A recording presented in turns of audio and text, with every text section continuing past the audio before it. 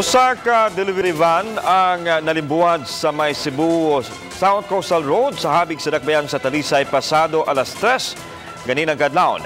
Matod sa Talisay City Police, gikan sa dakbayan sa Mantawi ang delivery van ug padung untag kini sa dakbayan sa Naga. Apan pag-abot sa may Talisay, nalimbuwad ang van. Matod sa Deputy Chief sa Talisay City Police, posibleng nakatagpilaw ang driver hinungdan sa disgrasya. Ang gimanihong van luwas na hinuon ang takboy niini apan nadangat sa tambalanan ang driver nga si Mark Ogalino human mahiagom og mga samad ug bunong. Adakog posibilidad atong mga orasa medyo uwan-uwan nakatulog kining driver kay ang pagkakabig ani niya ing kawat na gyud siya ing sud na siya sa gutter.